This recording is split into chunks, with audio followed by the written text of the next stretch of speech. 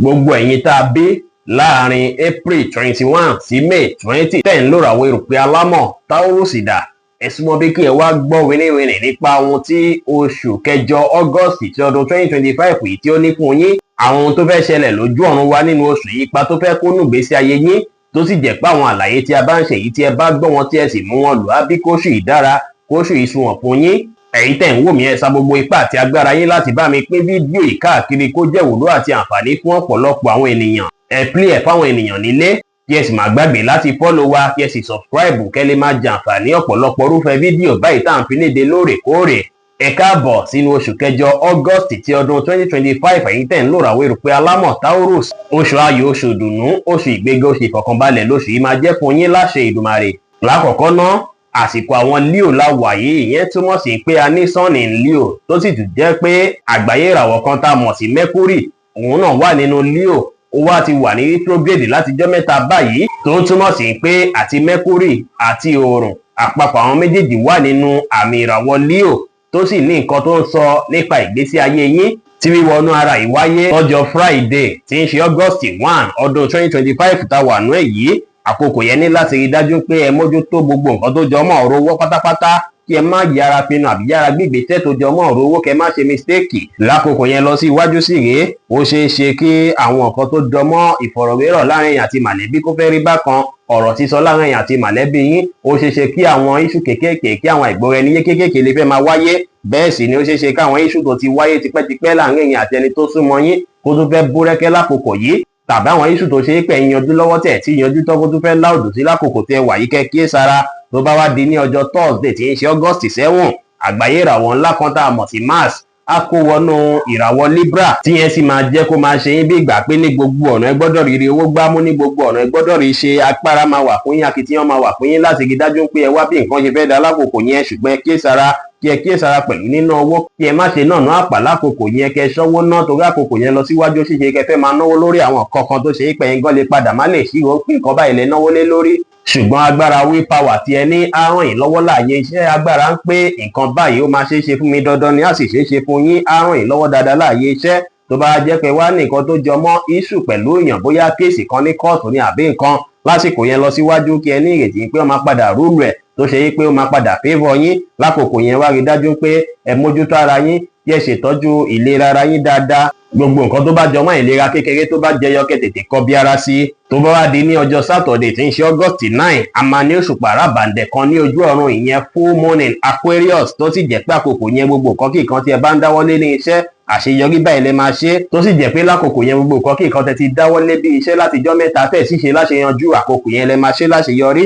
Bẹ́ẹ̀ sì ló tún dára kí ẹ sẹ́ẹ̀tì àwọn plan ọlọ́jọ́ gbọrọ lákòókò yẹn, tó sì jẹ́ pé tẹ́ bá ṣiṣẹ́ lé wọn lórí, á padà rí bí ẹ ṣe ń fẹ́ lọ́jọ́ iwájú. Bákan náà ó ṣeé ṣe kẹ́ ráwọn opportunity dáadáa láàyè iṣẹ́ lákòókò náà. Ẹ rí dájú pé fóònù yín ò sí kíkú, tọwọ́ lè fẹ́ pè yín nípò òjijì pé lágbájá wá gba kọ́ńtíráàtì yẹn, lágbájá iṣẹ́ báyìí ti bọ́ sí.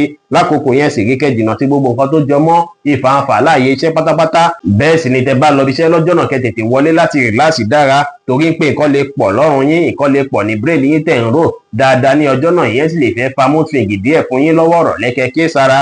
Tó bá wá di lọ́jọ́ Monday tí ń ṣe August 11, àgbáyé ìràwọ̀ tá a mọ̀ sí Mercury, tá a sọ pé ó wà ní retrograde nínú ìràwọ̀ Leo, ó máa bẹ̀rẹ̀ sí ní yí bó ṣe yẹ kó yí, á padà ṣiṣẹ́ dáadáa tí yẹn sì máa favour yín púpọ̀. Àkókò yẹn nílò ń pé kí ẹ ṣàwọn àtúnṣe àtàwọn àtúntò lórí àwọn kan tó ṣe kókó fún yín nínú ìgbésí ayé yín. Bákan náà àkókò yẹn sọ pé gbogbo nǹkan tó dàbí issue fún ẹ̀yin àti màlẹ́bí àbí tó wà láàrin ẹ̀yin àti èèyàn, ó ṣeé ṣe kí gbogbo ẹ̀ bẹ́ẹ̀ sí yanjú lákòókò náà, tí ẹ sì máa padà ní understanding dáadáa nípa ara yín, tí yẹn sì máa jẹ́ kí ìbáṣepọ̀ yín kó tún wọnú ara dáadáa. Bẹ́ẹ̀ sì ni àkókò yẹn jẹ́ àkókò tó dára púpọ̀ láti fi rò nípa àwọn àìdí àtẹ́tí ní, kẹbẹ̀ sí mú wọn ṣe, kẹbẹ̀ sí gbégbésẹ̀ lé wọn lórí. Tó bá wá di lọ́jọ́ Tuesday tí ń ṣe August 12, àgbáyé ìràwọ̀ kan tí a mọ̀ sí Venus pẹ̀lú Jupiter wọ́n jọ pàdé nínú àmì ìràwọ̀ omi agbára Cancer. Lákòókò yẹn sì jákòókò tó ṣe é pé ó nípa rere tó fẹ́ kó nù gbèsè ayé yín tẹ̀ ń lòràwọ̀ erùpè alámọ̀ Taurus. Àkókò yẹn ṣeé ṣe kí ẹ ríre owó gbámú, kí owó wọlé fún yín dáadáa, tó sì jẹ́ pé ọkàn yín máa tún balẹ̀ pẹ̀sẹ̀. Àwọn ọ̀rọ̀ tí ẹ ń sọ jáde lẹ́nu ó ṣeé ṣe kí ó bí kí ẹ ríre gbámú. Fún ìdí èyí, ẹ polówó iṣẹ́ yín dáadáa lákòókò yẹn, ẹ advertise business yín, kí ẹ sì ṣàkitiyan dáadáa láàyè iṣẹ́, ìyẹn á ràn yín lọ́wọ́ dáadáa. Tó bá wá di lọ́jọ́ Friday tí ń ṣe August 22, Òòrùn á yí bírí wọnú ìràwọ̀ erùpẹ̀ funfun Virgo, tíyẹn sì ń tọ́ka àkókò ìbẹ̀rẹ̀ àwọn tó ń lorúfẹ́ ìràwọ̀ yìí ní dédé aago 9:30 láṣàlẹ̀ lórílẹ̀‐èdè Nàìjíríà tá a wà yìí lélẹ́yìí máa wáyé.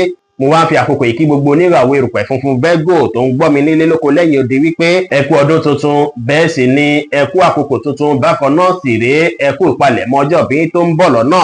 Fẹ́yìn tẹ wá ń lòràwọ̀ erùpẹ̀ alámọ̀ Taurus, àkókò yìí ẹ máa túbọ̀ wà mọ́ creative tó sì jẹ́ pé tẹ bá tẹpá mọ́ṣẹ́ dáadáa tẹ̀sí plan àwọn nǹkan yín dáadáa ẹ máa ṣàṣeyọrí lórí ohunkóhun láti àkókò yẹn lọ. Àkókò yẹn sì dára púpọ̀ kí ẹ ṣọ́ owó ná, kí ẹ mọ bẹ́ẹ̀ fẹ́ manage owó, bẹ́ẹ̀ sì ni kí ẹ rí dájú pé ọ̀rọ̀ tẹ̀ ń bá àwọn èèyàn sọ ó ń já geere, ó wà very clear, kẹ́ fi avoid gbogbo nǹkan tó jọmọ́ misunderstanding pátápátá lákòókò Virgo yìí. Àmọ́ wá ní òṣùpá tuntun lójú ọ̀run, ìyẹn new moon in Virgo ní ọjọ́ Saturday tí ń ṣe August 23. Àkókò yẹn ní láti rí dájú pé ẹ̀ ń ṣàlàyé ara yín dáadáa, ẹ wà expressive dáadáa nínú relationship yín kó má bàa bí issue, kí ìbáṣepọ̀ yín àtàwọn olólùfẹ́ yín kó sì lè wọnú ara dáadáa. Ṣùgbọ́n ẹ rí dájú pé ẹ nífẹ̀ẹ́ ara yín dáadáa lákòókò náà, kí ẹ gbìyànjú láti ṣe at least nǹkan ẹ̀kan tá mú kí inú yín dùn káyọ̀ yín kún lọ́jọ́ náà. Gbogbo àìdíà tó bá wá sí yín lọ́kàn lọ́jọ́ náà tí ẹ bá lò ó lórí ohunkóhun, bóyá iṣẹ́ ni á padà bí àṣeyọrí fún yín, á bíire fún yín lọ́jọ́ iwájú. Àkókò yìí sì rèé, ẹ̀yin tó ṣe pé ẹ̀ ń wọ́mọ tí ẹ ti ń wọ́mọ látọjọ́ pípẹ́, àkókò yìí dára láti fi sun ọmọ, bóyá ó ṣeé ṣe kó lọ́run bá kó gbàdúrà yín lọ́jọ́ yìí. At least ẹ lè target on the 23, 24 tàbí 25 fún èyí tí a wí yìí. Tó bá wá di lọ́jọ́ Monday tí ń ṣe August 25, àgbáyé ìràwọ̀ ńlá kan tí a mọ̀ sí Venus tó ń jọba ẹwà, ìfẹ́ tòun tí owó máa wọnú ìràwọ̀ Leo, tó sì jẹ́ pé ó ń sọ fẹ́yìn tẹ́ ń lo ìràwọ̀ erùpẹ̀ alámọ̀ wípé àyíká yín máa tún gbalẹ̀ fún ìrọ̀rùn. Tá sì wọ̀nyí náà láti wulẹ̀ pé àjùmọ̀ àwọn ohun tí ó ń ṣẹlẹ̀ nínú ìgbésí ayé yín pẹ̀lú ọ̀rọ̀ ti family. Ó sì dára púpọ̀ kí ẹ gbìyànjú láti ṣe àwọn nǹkan tó ṣe pé á bí ẹ̀kú àti ìbáṣepọ̀ tó dánmọ́rán láàrin ẹ̀yin àtàwọn mọ̀lẹ́bí yín. Ṣùgbọ́n ó ṣeé ṣe tẹ́ bá kíyèsára kí àwọn issue fẹ́ wáyé láwọn àyè tá ti mẹ́nu bà yẹn, kí ẹ kíyèsára èyí táwa fi kún tó ń ṣe extra tá fẹ́ fi kún àwọn àlàyé tá a ṣe yìí lóṣù yìí tẹ́ gbọ́dọ̀ tẹ̀lé, tẹ́ gbọ́dọ̀ múlò náà ni wípé ẹ gbọ́dọ̀ rí dájú pé ìwà yín ò ṣe èyí tó le kókókókó, ẹ wùwà lọ́nà ìrẹ̀lẹ̀, ẹ wùwà ọmọlúàbí láti rí dájú pé ẹ túbọ̀ rí ìdùnnú àtayọ̀ tó pọ̀ nínú oṣù yìí. Ṣùgbọ́n ẹ tún kíyèsára gbogbo ànúkọ́lé yẹn ń ṣe, ẹ gbọ́dọ̀ ṣàánú ju bó ṣe ẹ lọ nínú oṣù yìí o. Bẹ́ẹ̀ sì ni gbogbo nǹkan tó bá jọmọ́ bísínẹ́sì èyí tó ṣe pé bóyá ìjọba ò lọ́wọ́ sí, ẹ jìnnà sí pátápátá nínú oṣù yìí, torí ó ṣeé ṣe kí wọ́n fẹ́ mú ọ̀tá àwọn míì nínú yín tó bá ṣe irúfẹ́ nǹkan báyìí nínú oṣù yìí. Ẹ̀yin tẹ wá jóbìnrin tẹ̀ ń lòràwọ̀ yìí, ẹ jìnnà sí gbogbo nǹkan tó jọmọ́ à ń ṣẹ́ oyún pátápátá nínú oṣù yìí o, torí ó lè lẹ́yìn tí ò dára rárá tẹ́lẹ̀ padà regret lé lórí. A tún máa pàdé nínú oṣù kẹsàn-án September láṣẹ Ọlọ́run ọba, láṣẹ Èdùmàrè. Èmi náà ni màmá wá bẹ́ẹ̀, ẹ̀yin ni màmá bá, ẹ bá ń ṣe fídíò yìí kó kárí ilé kó kárí oko kó lè jẹ́ òlòpọ̀ ọ̀pọ̀lọpọ̀ ènìyàn. Ẹ̀yin tẹ̀ ń lòràwọ̀ afẹ́fẹ́ aláwàdà Gemini, ẹ máa gbáradì fún fídíò tiyín tó máa tún wọlé dé láìpẹ́. Ẹ follow wa kí ẹ má gbàgbé pé Ọlọ́run bo Olódùmarè nìkan lọ́ba tó ní ìmọ̀ jùlọ. Ẹ̀yin tẹ́ fẹ́ ṣèwádìí onírúurú sì láǹfààní àti kàn sí wa ní WhatsApp 09033897161. Ire gbogbo ajẹ́ tiwa lónìí, lọ́sẹ̀ yìí, lóṣù yìí àti ní gbogbo ọjọ́ ayé wa láṣẹ Ìdùmarè. Ire o.